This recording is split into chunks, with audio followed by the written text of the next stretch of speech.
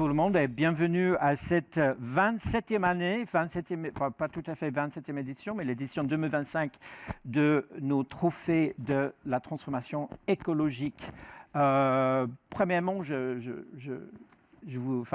êtes le bienvenu ici au V pour notamment nos lauréats et les représentants des différentes écoles. C'est super que vous êtes parmi nous. Et bien sûr, nos directeurs qui vont présenter un peu plus tard les différents trophées dans cet après-midi. Je me présente rapidement, John Leader. Moi, je travaille dans le Veolia Academy. Je travaille sur le parti Learning et c'est un vrai plaisir de voir nos jeunes diplômés ou presque diplômés qui sont là avec nous. J'ai le grand plaisir de présenter, d'animer le programme d'induction pour Veolia, ce qu'on appelle le VIP. Et bon, on ne sait jamais, peut-être on va se croiser un jour, j'espère bien. Ok, bon, je vais juste dire juste quelques mots d'introduction pour ceux, il y a peut-être quelques-uns qui ne connaissent pas cette trophée. Je vous donne quelques éléments d'introduction là-dessus.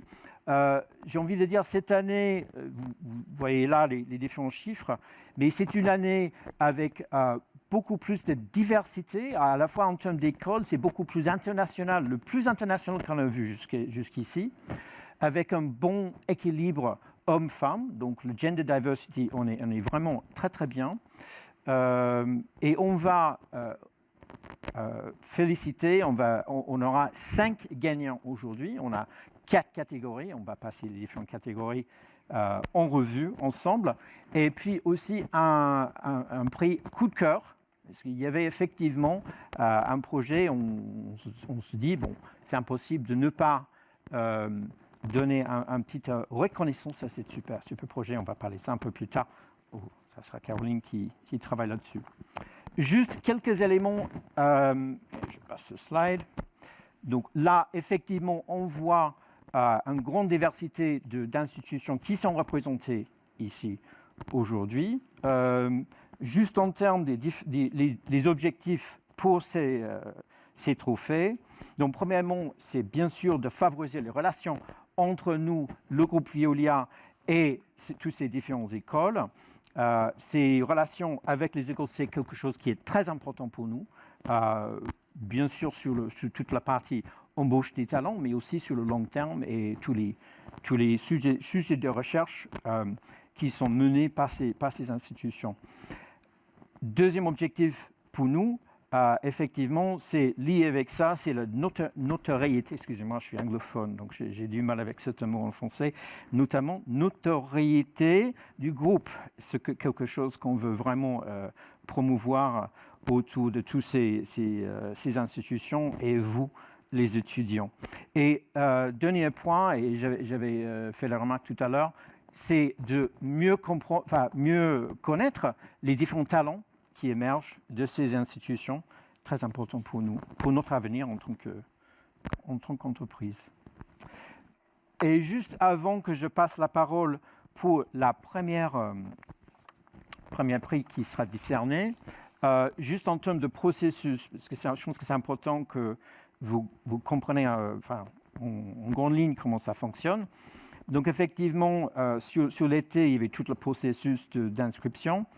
En octobre, donc, on a reçu les différentes candidatures, des mémoires. On avait des jurys, on voit ici les membres des différents jurys.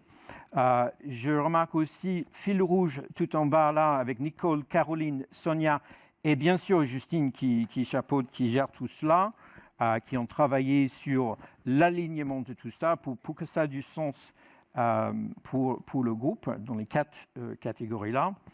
Donc, on a sélectionné 20 dossiers, donc 5 par catégorie. Et puis, il y avait tout un travail d'interrogation, d'analyse des différents dossiers. Et vous êtes, je pense que c'est ma secret, vous êtes les heureux gagnants ici aujourd'hui, avec des jurys qui sont composés des représentants des différents départements d'innovation, recherche, RH et stratégie. Voilà. Donc, je pense qu'on va passer à l'action. Isabelle, notre EVP Human Resources, bienvenue.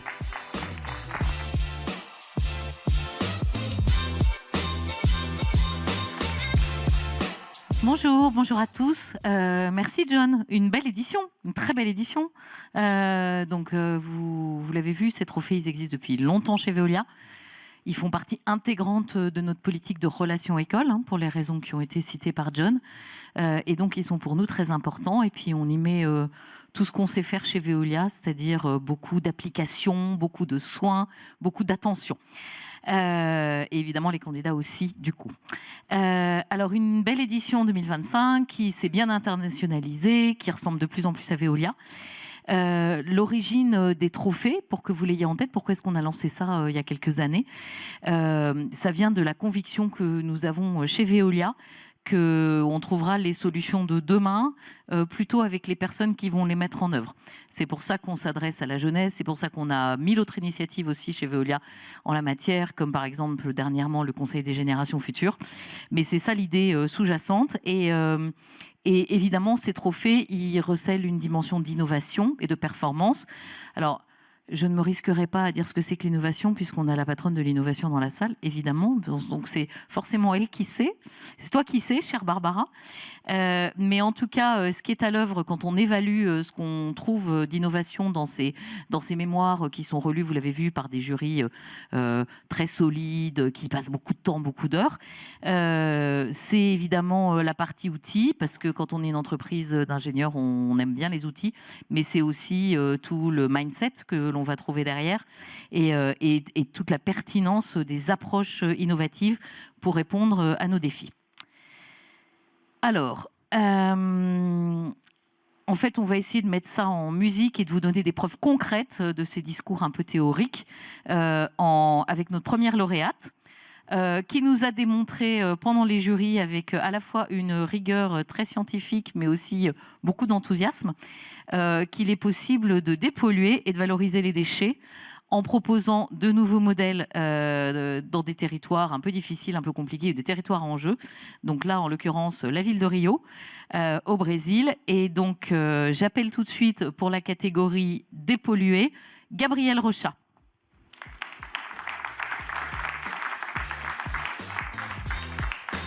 Vous avez un micro. Alors, Gabriela nous arrive du Brésil. On est très content de vous avoir ce soir. Merci beaucoup d'avoir fait l'effort de venir jusqu'à nous. Merci à vous. On a également le plaisir d'être connecté en visio. Alors, je ne sais pas si on le voit sur l'écran. Avec Madame Montero, avec Alessandra Darocha Doualibe Montero. Bonsoir. Hello, Alessandra. Nice to have you. Thank you very much for being with us. Qui représente l'UFF. Je ne vais pas me risquer à le dire en entier parce que je ne parle pas du tout le portugais. Mais vous nous direz beaucoup mieux ce dont il s'agit. Donc, d'abord, félicitations, Gabriela. Bravo à vous. Merci. Et votre mémoire aborde donc, je le disais, le sujet de la gestion des déchets solides à Rio. Bon, chez Veolia, c'est un enjeu qui est au cœur de nos activités. C'est ce qu'on appelle une place forte de Veolia, le solid waste. Et on sait que c'est complètement clé pour l'avenir de nos villes, que c'est une préoccupation à la fois de nos clients municipaux, mais aussi des habitants, des citoyens partout dans le monde. Alors, est-ce que vous pouvez nous dire rapidement comment vous avez travaillé ce sujet-là, le cœur de votre travail? Alors, j'ai voulu faire une étude des cas, en fait, qui pouvait rapprocher les activités de Veolia de base, mais aussi pouvoir peut-être changer la mentalité locale du Brésil, de Rio de Janeiro. On est quand même une grande métropole, on a presque 7 millions d'habitants dans la municipalité, et on est à peine à 0,5% de collecte sélective. Donc, pour faire avancer le contexte de gestion de déchets, de valorisation énergétique, c'est quand même un grand défi pour nous au Brésil. Et j'ai dû mettre quelques prémices pour pouvoir appliquer mon étude. Et j'ai voulu quand même montrer une vision plus stratégique d'opportunité et pouvoir quand même un peu, peut-être à l'avenir, changer un peu la réalité dans un contexte d'une grande métropole. Et j'ai appliqué une analyse de cycle de vie, donc j'ai fait un modèle, j'ai comparé des scénarios, des impacts environnementaux liés. Et voilà, j'ai voulu apporter une étude qui pouvait faire quand même un peu le changement de mentalité. On va voir comment ça se passe. Bah, bravo, parce que c'est exactement ce que l'on veut dans ces trophées et d'une manière générale chez Veolia, c'est make a difference, comme on dit en bon français, c'est-à-dire avoir un impact. Et c'est tout à fait la philosophie de Veolia, donc bravo de l'avoir abordé de cette manière-là. Mrs. Montero, Alessandra, again, thank you very much for being with us. I think you can be very proud of the quality of the education you provide to your students, right? Because this is, the mere example of it. You can also be very proud of Gabriela, and I'm sure you're very proud of Gabriela. You're aware that through this award, we really want to demonstrate how we want to bond with your university.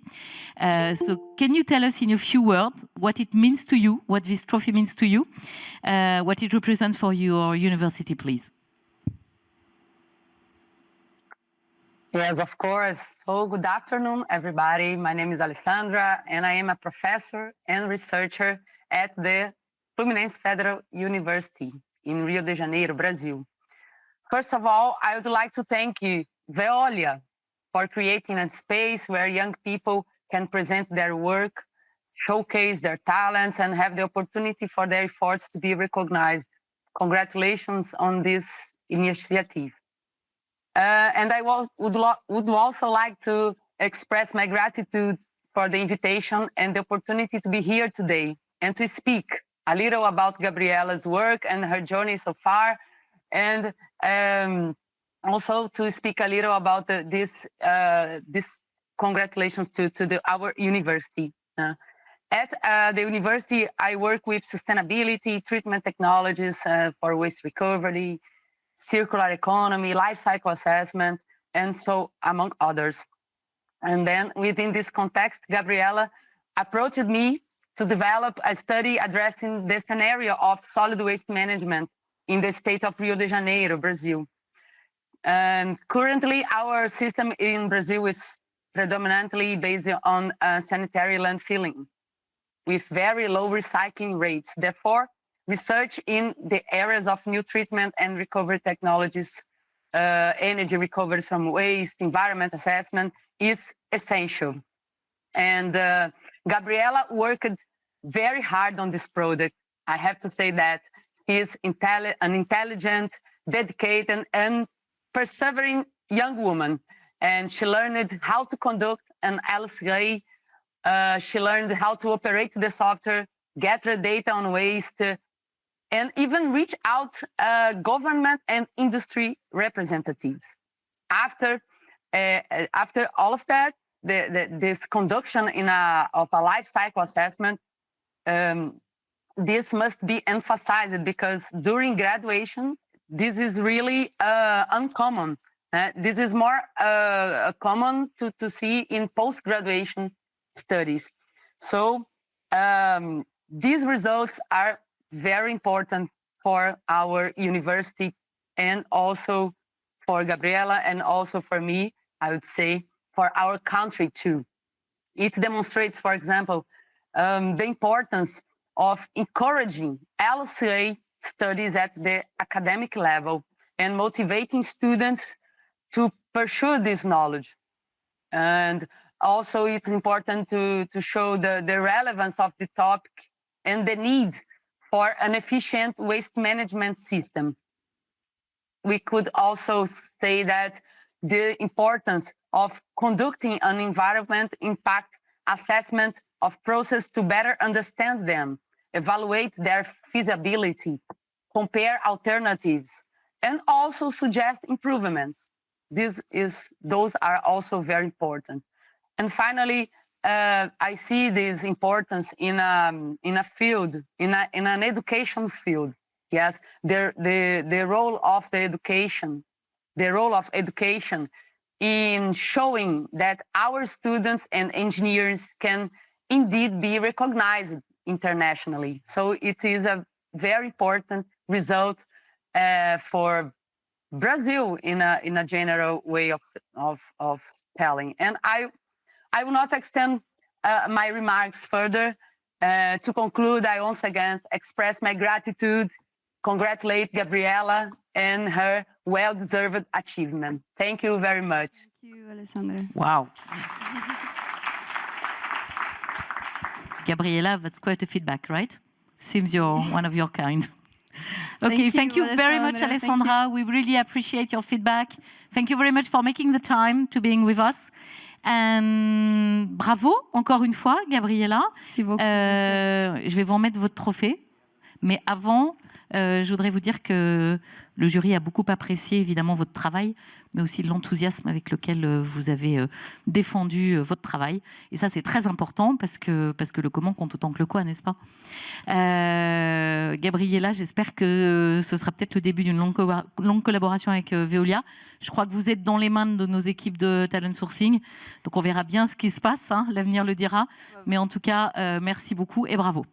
Merci à vous encore une fois.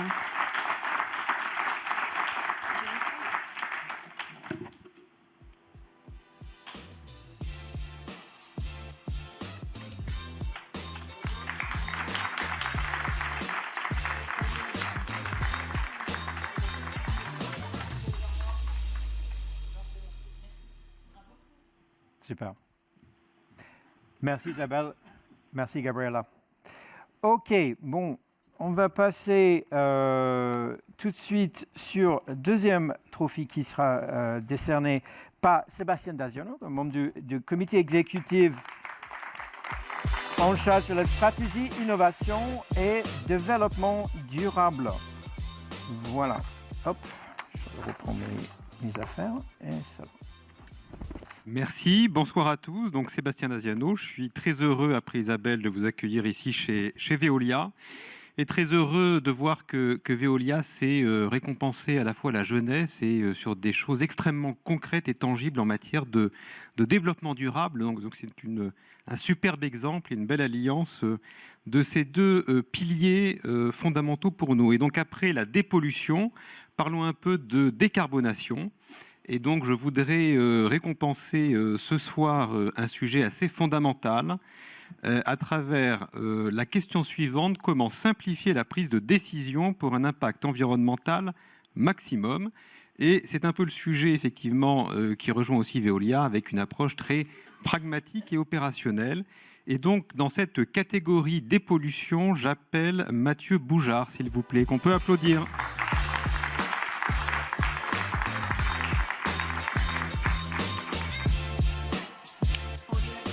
Donc Mathieu, félicitations. Et j'appelle également sur scène la représentante de l'ENSAM, Madame Amel Meyer, s'il vous plaît.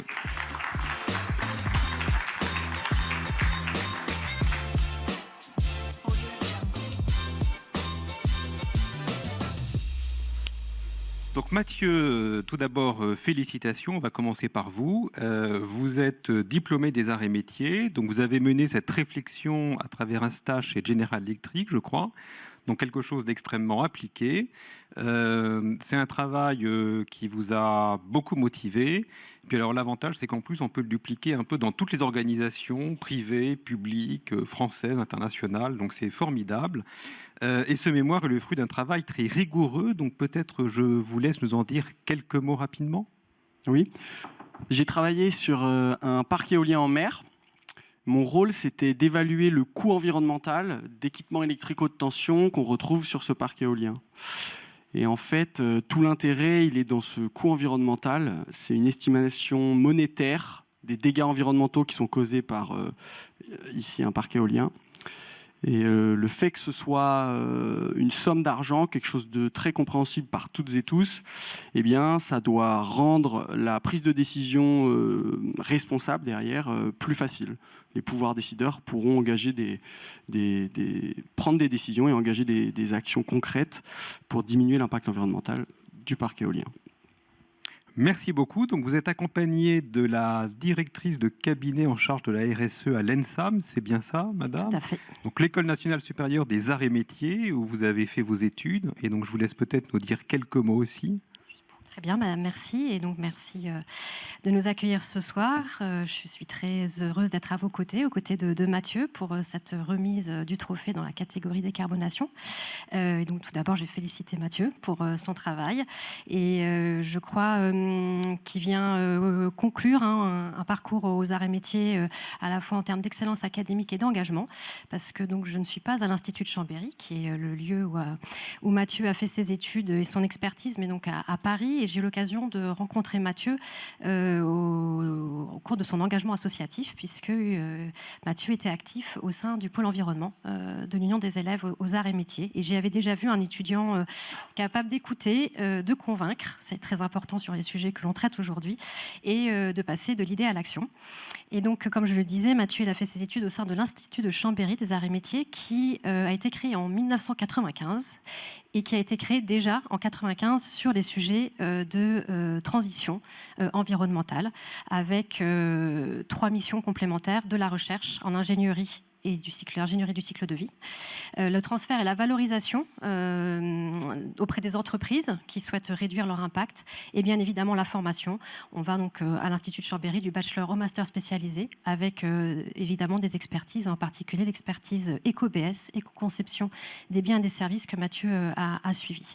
Et donc voilà, pour dire qu'effectivement l'école est engagée depuis longtemps sur ces sujets-là, et que je crois que le trophée que l'on remet ce soir à Mathieu, que Veolia, qui est notre partenaire et mécène, remet ce soir à Mathieu, dit quelque chose à la fois de la nécessité évidemment d'une excellence académique, de la nécessité de l'engagement et de la nécessité d'un engagement collectif. Je crois que c'est vraiment le mot sur lequel j'ai envie d'insister ce soir. Je crois qu'on ne peut rien faire tout seul et dans son silo, et qu'il faut arriver à embarquer tout le monde. Et je trouve que voilà, ces trophées en sont une belle illustration. Donc à nouveau, je tiens à vous remercier, Veolia, et à remercier Mathieu, voilà, qui incarne bien, je crois, toutes ces valeurs. Et je souhaite, Mathieu, que ce soit que le début pour toi. Et je te souhaite une longue carrière pour aller vers une industrie qui soit plus sobre, plus circulaire, plus juste. Et voilà, je te souhaite une très bonne continuation. Et merci encore pour l'organisation de ces trophées. Je crois que c'était dit par l'Université du Brésil. C'est une belle plateforme que vous offrez à nos étudiants. Merci beaucoup. Merci pour vos mots sur Veolia. Et donc, c'est le moment de remettre le trophée à Mathieu. Donc.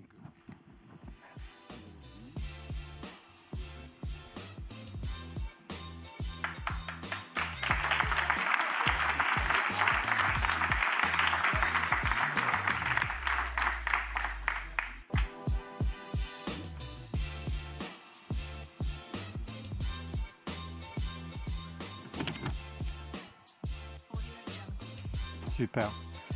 Merci Sébastien et félicitations Mathieu. On passe sans hésitation à notre directrice innovation et développement, Barbara Thiera-Perrin. Bienvenue.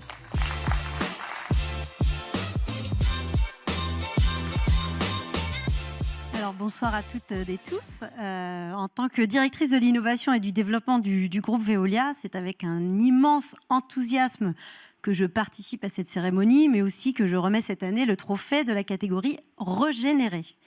Alors le pilier Régénérer, pour nous, il est bien évidemment fondamental. Il concrétise notre ambition d'innover pour un impact positif en soutenant des solutions de demain, notamment pour préserver et restaurer nos écosystèmes. Alors sans plus attendre, dans la catégorie Régénérer, le lauréat 2025 est Gloria Chitoko, pour son mémoire sur la détection et le suivi des habitats piscicoles en rivière intermittente.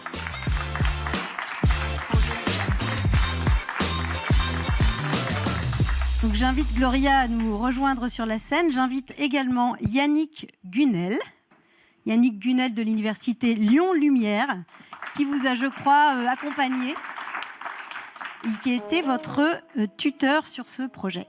Donc félicitations encore Gloria. Alors quelques mots sur vous avant de vous passer la parole. Gloria est un jeune ingénieur au parcours atypique, originaire de la République démocratique du Congo. Vous avez suivi des études d'ingénieur civil à Kinshasa. Après quelques années de travail en République démocratique du Congo, vous reprenez des études en France à l'université Lumière Lyon 2, où vous obtenez un bachelor en géographie et planning, avant de poursuivre avec un master en sciences de l'eau. Alors Gloria, votre mémoire s'inscrit dans une démarche d'amélioration de la qualité de vie également à travers la préservation de la biodiversité aquatique. Il est un modèle d'innovation technique et de rigueur scientifique. Il a d'ailleurs été très plébiscité par notre département recherche et développement chez Veolia. Et il favorise une gestion écosystémique plus intelligente et durable. Alors chez nous, Isabelle l'a très bien dit, Sébastien également, l'innovation académique est un terreau très fertile pour le développement des solutions. Alors bien évidemment les solutions de demain, mais également sur les solutions du présent. Donc Gloria, est-ce que vous pouvez nous dire quelques mots de votre projet ? Bonsoir déjà. Pour faire simple, alors j'ai travaillé sur la détection et caractérisation des habitats piscicoles en contexte d'intermittence. Donc, si vous voulez, les rivières intermittentes, ce sont des rivières qui ne s'écoulent pas toute l'année. Et avec la pression actuelle, notamment la pression anthropique sur l'écosystème d'une manière générale, et le contexte du changement global en général. Alors, toutes les rivières intermittentes sont appelées à croître dans le temps. Et si nous regardons les chiffres, à l'échelle mondiale, on a entre 60 et 64% des rivières sont intermittentes. En France, on a entre 20 et 25% des rivières sont intermittentes. Et pendant la sécheresse, donc notamment pendant les périodes estivales, les cours d'eau qui sèchent les coulées, donc il y a pas mal de problèmes, notamment la mort des poissons, des macro-invertébrés. Et il y a quand même, heureusement, des associations, des syndicats qui cherchent à pêcher ces poissons, donc pour aller les réinjecter en amont dans des endroits où il y a encore des écoulements. Et ils ont besoin d'un plan de gestion et pour pouvoir mener à bien leurs travaux sur terrain. Et du coup, nous, la question, c'était comment détecter des habitats à refuge à partir de la télédétection, notamment les lidars, la photogrammétrie SFM. Et avec de la modélisation hydraulique, l'idée, c'était de développer un outil pour permettre cette détection des habitats et pour, en fin de compte, permettre une bonne gestion, on va dire, de nos milieux fluviatiles. Donc, c'était ça, en gros, l'essence de notre travail. Quand vous le décrivez, ça a l'air très très simple, mais j'ai bien compris qu'il y avait des modèles derrière assez compliqués et très rigoureux. Donc encore bravo. La résilience de nos écosystèmes, c'est également au cœur de nos sujets chez Veolia. Je vais vous inviter peut-être à partager un petit mot, Yannick, sur comment vous avez vécu à la fois cet accompagnement, mais aussi l'importance de ce type de recherche pour votre université. Écoutez, très, très volontiers. Merci beaucoup pour l'accueil ce soir. Merci à Veolia. Je prends la parole un petit peu surtout au nom de mes collègues qui n'ont pas pu se déplacer, parce que je connais très peu, en fait très peu Gloria. J'ai pu me déplacer à Paris aujourd'hui. Peut-être quelques mots sur notre formation. Donc c'est un master sciences de l'eau qui a été créé et coordonné par Norbert Landon, qui est donc absent aujourd'hui, hélas, depuis une vingtaine d'années, qui forme des experts, on va dire, qui sont capables d'appréhender de manière assez globale et intégrer la gestion des hydrosystèmes continentaux, gestion qualitative, quantitative de l'eau, des milieux aquatiques, de leur restauration, de la valorisation des ressources jusqu'à la gestion territoriale de ces ressources. Alors sans trop entrer dans le détail, je dirais que l'objectif est d'apporter à nos étudiants, comme ça a été le cas pour Gloria, des connaissances pluridisciplinaires, donc qui vont de l'écologie à l'hydrogéologie, en passant par la biologie des milieux aquatiques, le droit de l'eau et de l'environnement, l'aménagement du territoire, la médiation sociale autour de l'eau. Et donc c'est cette ambition, cette dimension assez ambitieuse qui se reflète pleinement dans le travail de Gloria. Donc ce prix souligne, je dirais, l'engagement exceptionnel dont Gloria a fait preuve dans son travail de Master 1, donc première année de Master. Gloria est actuellement en deuxième année de Master dans le parcours International Watershed Sciences. Sous l'encadrement de Jérôme Lejeau, son tuteur qui, hélas, n'a pas pu venir aujourd'hui non plus, et qui est à la fois spécialiste des hydrosystèmes fluviaux et d'imagerie, d'analyse d'images, notamment satellites, un petit peu comme l'expliquait Gloria. Gloria s'est engagée tout au long de son stage et de façon remarquable durant cette année universitaire. Donc Gloria, je me permets de te dire combien ce prix n'est pas juste une récompense, c'est aussi une invitation à poursuivre ton chemin, à progresser malgré les difficultés du quotidien, parce que je crois qu'il y en a aussi. Et il est parfois bon aussi de rappeler peut-être que l'excellence n'est pas une rente, c'est un avantage, c'est avant tout, je dirais, un engagement à évoluer. Et je ne doute pas un seul instant que ceci figure déjà dans tes intentions. Donc voilà, je souhaite remercier à nouveau chaleureusement Veolia à travers ce prix qui vraiment valorise l'excellence des étudiants comme les lauréats de ce soir. Et je vous remercie tous et toutes pour votre attention. Merci à vous. On va remettre le trophée à Gloria.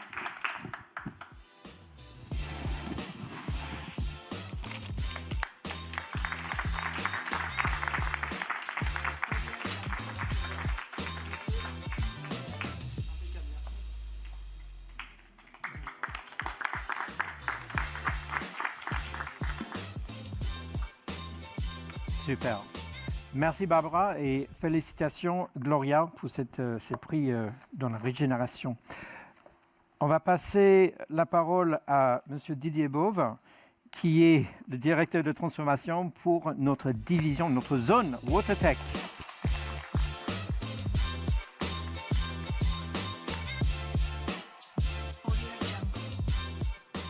Division WaterTech, tu devrais avoir honte.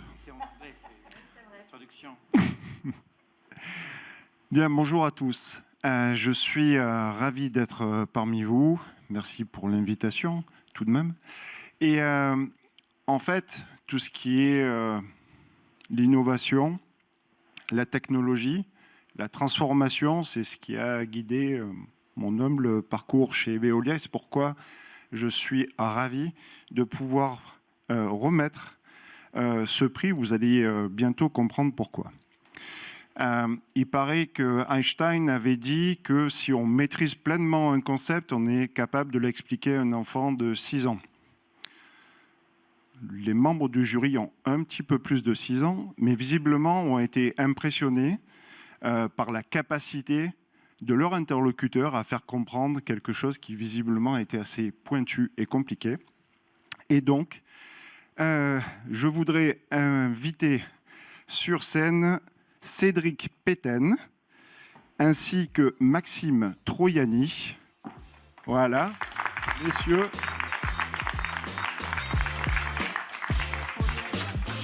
Donc, Cédric, alors là, il faut que je prenne des notes, parce que le titre de votre mémoire est « Discrimination des peuplements forestiers en forêt de soigne, apport des images hyperspectrales, Prisma et Nmap ». Alors présenté comme ça, ça a l'air un petit peu compliqué, alors peut-être que vous allez pouvoir nous aider. Merci pour votre introduction. Donc voilà, moi je me présente vite en 2 secondes. Moi c'est Cédric Péten, j'ai accompli des études de bio-ingénieur en Belgique et comme vous l'avez si bien dit, mon mémoire portait sur la capacité aux images hyperspectrales satellites à discriminer des essences forestières. En fait, l'idée, c'est sur base d'images satellites hyperspectrales. Donc, l'hyperspectral, c'est un type d'image qui contient un certain nombre de données. Eh bien, d'utiliser ces données-là pour pouvoir distinguer les essences forestières les unes des autres. Pour pouvoir, par exemple, dire ben, là, on a un hêtre, là, on a un chêne, dans le but, au final, de créer une carte de la forêt et pouvoir mesurer le taux de biodiversité ou alors créer un outil d'aide à la décision de gestion forestière. Voilà. Merci beaucoup. Avant peut-être de laisser la parole à M. Troiani, je tiens à souligner le fait que nous avons un nouvel embauché chez WaterTech en Belgique depuis quelques semaines et qui s'appelle Cédric Péten. Félicitations. Merci. Effectivement, en fait, au moment où j'ai postulé pour ce concours, je postulais aussi pour d'autres positions ouvertes chez Veolia parce qu'un ami m'avait parlé de Veolia et c'était une boîte qui était pile poil dans mes valeurs. Et donc je me suis dit, ok, je tente par tous les moyens de rentrer dans la boîte. Et c'est comme ça que je suis arrivé ici au final. Et qui aurait pu croire qu'un junior de 4 mois d'expérience soit devant des membres du COMEX à faire un discours. Vous avez fait un très bon choix avec WaterTech, ceci en toute objectivité. Maxime.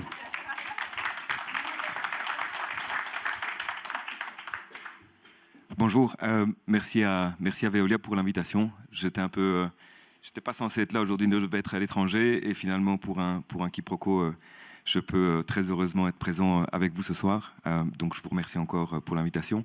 Je remercie Cédric évidemment parce que c'est quelque part grâce à lui que j'ai pu visiter Paris cet après-midi et que je reste demain aussi. C'est un sacré plaisir parce que tout au long de son mémoire, Cédric a été rigoureux et a beaucoup donné de son temps, alors qu'il partageait sa vie entre les quotas projets. Je ne sais pas si vous savez, mais en Belgique, chez nous, dans les universités, et particulièrement à Louvain-la-Neuve, il y a énormément de quotas projets, donc des colloques, grosso modo, mais qui portent un projet commun, qui est soit environnemental, social, ou bien simplement folklorique. Et Cédric était président du quota projet la dernière année de son master. Il était aussi impliqué dans le folklore de Louvain-la-Neuve, parce qu'en 2025, on a fêté les 600 ans de notre université. Pourquoi Louvain-la-Neuve? Parce que Louvain en premier, Leuven en flamand, une université qui a été coupée en deux, et donc en fait on a deux universités jumelles, Leuven en Flandre et Louvain-la-Neuve en Wallonie, et Cédric a représenté le premier recteur de l'université cette année lors de la commémoration des 600 ans de l'UNIF. Pourquoi je reviens là-dessus? C'est simplement pour souligner à quel point Cédric a été à la fois brillant dans son mémoire et brillant dans la manière avec laquelle il a réussi à gérer son temps. Et puis, encore une fois, brillant ici parce qu'il a réussi à convaincre l'entièreté du jury pour obtenir ce prix. Peut-être 2-3 mots sur la faculté des bio-ingénieurs à Louvain-la-Neuve. À la base, on est tous ingénieurs agronomes et maintenant, on a différents masters. Un master en environnement, celui que Cédric a choisi, un master en chimie, un master en agro, évidemment, et un master en sciences forestières. Je ne sais pas exactement ce qu'il y a. En fait, en début d'année, tous les étudiants peuvent choisir un sujet de mémoire. Et effectivement, celui-là, c'est peut-être pas celui qui est le plus vendeur a priori, ou alors pour quelqu'un qui est féru de technologie, parce que les images hyperspectrales, c'est quelque chose d'assez récent. En tout cas, lorsque les capteurs sont montés sur des satellites. Mais on se rend compte qu'il y a énormément d'intérêt dans l'usage des images satellites de manière générale, parce que ça coûte très peu cher, en fait, et c'est très peu destructif. Grosso modo, on envoie une machine à laver à 600 km au-dessus de la planète qui prend des photos comme un téléphone, et on peut faire plein de choses formidables pour l'agriculture, mais aussi pour les forêts. Et c'est très gai que Cédric ait pu vous convaincre de l'utilité de ce genre de technologie. Merci beaucoup. Merci beaucoup.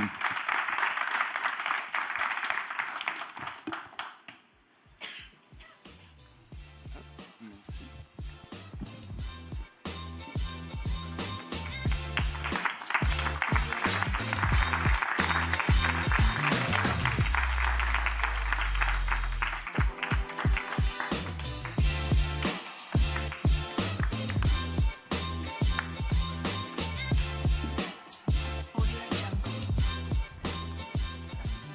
Très bien. Ok, bon, il nous reste là le prix du jury, notre coup de cœur. Donc, comme j'ai dit, il y en a 4 catégories, mais il y avait un 5e projet qui méritait un traitement spécifique. Et pour donner ces prix et nous dévoiler de quoi il s'agit, Caroline Geoffroy, si tu peux venir.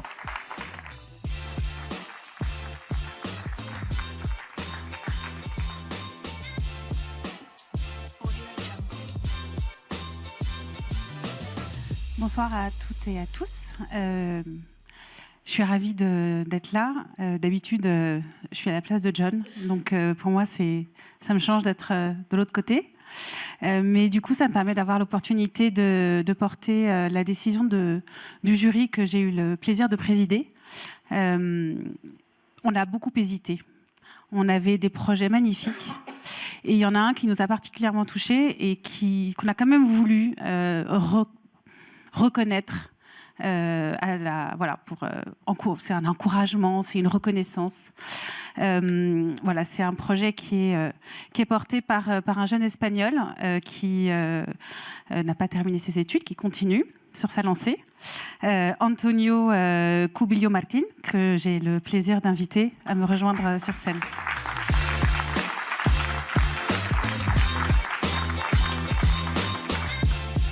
Bonsoir Antonio. Alors, ce qui nous a séduit sur le projet, au-delà du projet lui-même, c'est la démarche d'Antonio, qui a tout fait tout seul. Voilà, c'est pas compliqué. Il a choisi son projet, il est allé chercher les informations, rencontrer la commune sur laquelle il a fait son projet, mené sa recherche. Voilà, il a pris le sujet, il l'a rendu tangible, il l'a rendu réel, concrétisé et avec des résultats qui étaient remarquables. Donc voilà, cette démarche-là, on a vraiment voulu la récompenser. Et donc je vais te laisser peut-être Antonio nous en dire quelques mots. Et donc bonjour et merci à tous. Et en gros, l'idée c'était d'utiliser tout ce qui était sur place dans les petits endroits ruraux en Espagne. Et parfois, on oublie les petites rivières. L'idée, c'est de réutiliser l'eau naturelle qu'on avait et aussi décarboniser en même temps. Et ça nous permettrait de décarboniser aussi l'industrie rurale. Et tout ça, et la voie vraiment, c'était d'utiliser l'hydrogène vert et de le réinjecter dans l'industrie. Et le voie que j'ai vu, c'est de faire un petit mélange avec tout et pouvoir utiliser les petites installations de petits parcs solaires en Espagne pour réinjecter le surplus énergétique et pouvoir redonner une valeur. Et non pas seulement l'industrie, mais aussi l'endroit et les ressources qu'on a sur place. Bravo Antonio. On va suivre, on va garder le contact. Et j'espère que dans 2 ans, quand tu termineras ton master, tu seras à nouveau sur scène avec nous avec un nouveau projet formidable. Merci.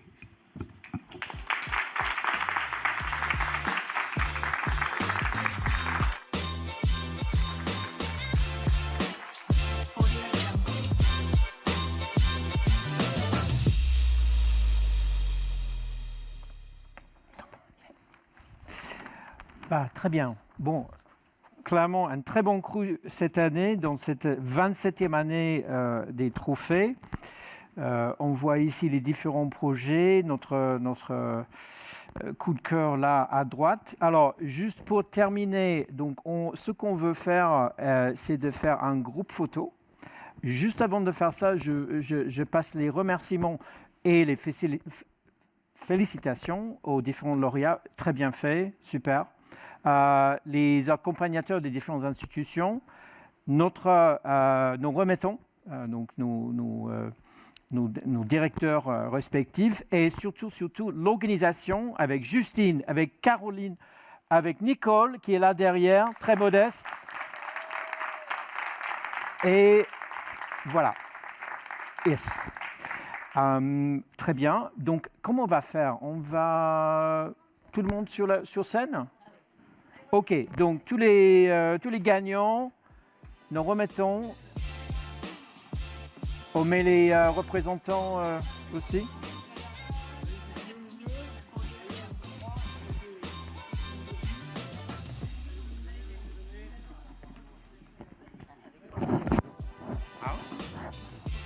Je mets à côté.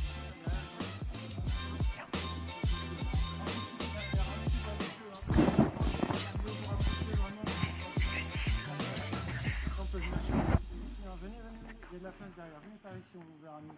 Sur la photo, pareil. Mettez-vous sur les côtés là-bas, il y a de la place si vous voulez. Il y a plein de place.